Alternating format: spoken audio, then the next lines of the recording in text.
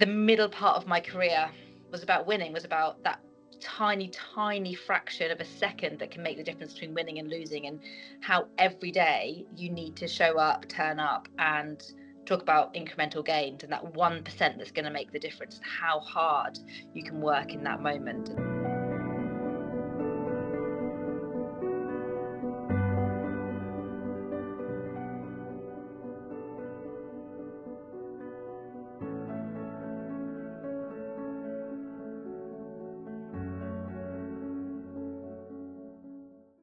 Yeah, I definitely think that mindset and resilience is something that can be trained. There's definitely something innate around a lot of athletes in their ability to kind of push themselves and to be the best they can be. But that winning mindset needs to be that everyday clarity of turning up every day and no matter what, knowing that end goal. So for me, it's something that I've really learned, really practiced. And probably for me, the biggest thing in terms of resilience has been learning really effective self-talk. Self-talk is a technique that I've improved and keep improving and will use all the way through my life, I think.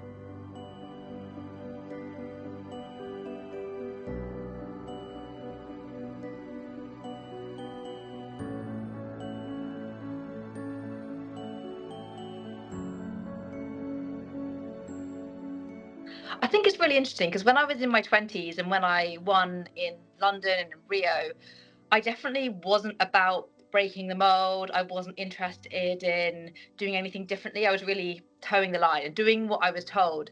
And it felt like this magical formula, this really safe space that if I did what I was told, I could win gold medals.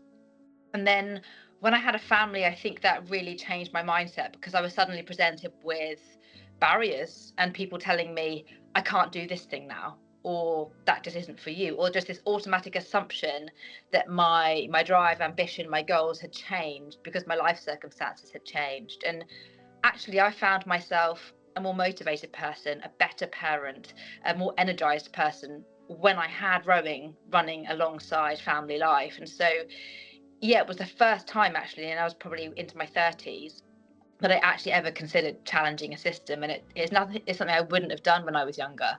And I think I remember looking at my little girl, Bo, and thinking, what could I physically do to show you that you can go out and do whatever you want to do? And what can I go and show other mums, other parents? And I never expected to make it to 2 more Olympic Games, but the process of trying to get there, I wanted to be enough to lay down the paving stones for the next woman who wanted to try and do the same.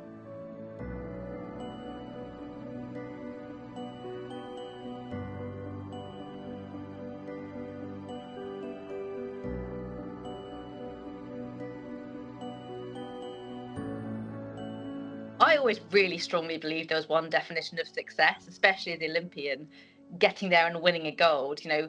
What other kind of tangible moment could there be that defines your success? But now I look at success through the eyes of my kids, really, and success can mean so many different things to different people. It could be finding something you love, it could be learning a new skill, it could be achieving something really personal to yourself that no one ever needs to know about. And I really think that for me, success is different every day. Success changes every day, and what it looks like and how I feel about success. For me, often actually achieving that moment that I had worked for never felt quite as exciting as getting there, as that journey. And it's really cliche, but the journey for me is something that I look back and consider myself so lucky to have experienced, so lucky to have been part of, almost eclipsing that one moment where you get to cross the line first.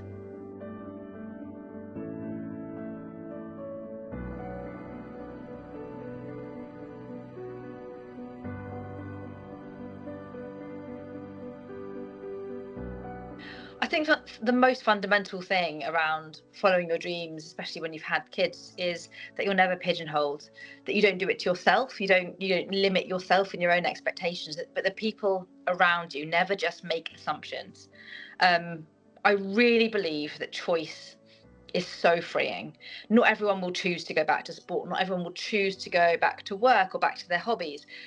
Not everyone should choose to, but having the choice is really different. Having the choice is the difference between you feeling like you're stuck or like you don't have options, or the difference between feeling like, yeah, I can choose now, to run things alongside parenthood, to not lose sight of who I am alongside being a parent. And I really firmly believe that that makes a better parent. It makes a well-rounded child. It makes a happy family life. And so choice and never being told you just can't is really important.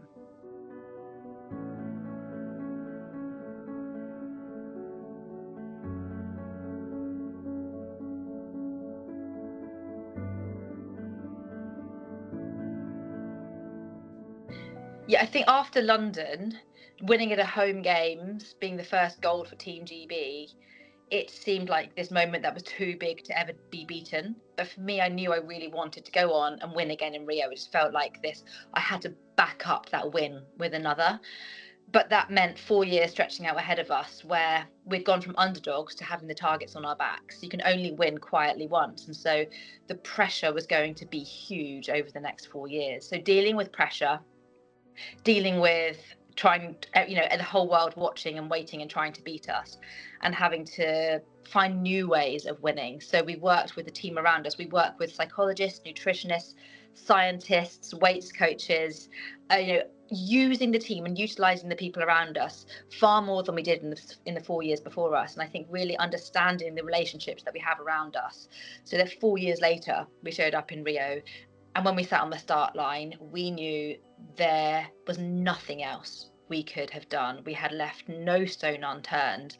And that intense focus was something that I never had given anything in my whole life like I gave that 4 years. And so it really was about doing everything we possibly could, mentally, physically, and that teamwork and relationships with the team around us that was crucial.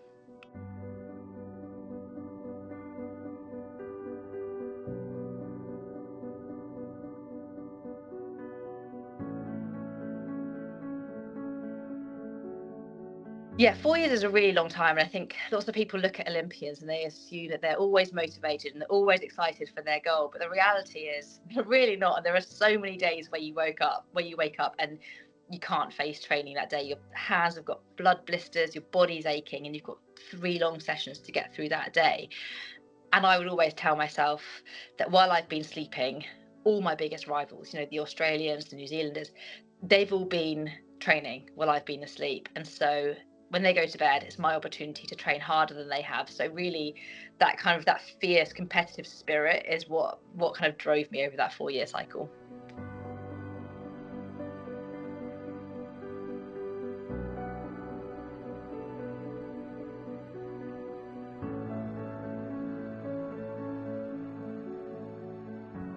I think my career has spanned a lot of different things. The way I got into rowing was very unique, and it was all about taking chances, taking opportunities.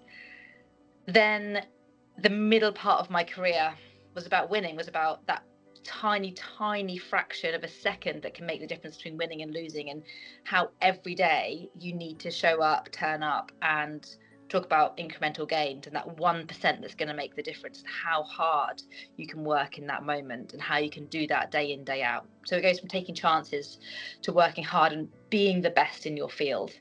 And then finally, there's the thought that there's another way of doing it. There's exciting kind of challenging a system and doing it a different way. So I think my journey tells a story of starting something, being excited by it, learning to be the best in it, and then challenging the system.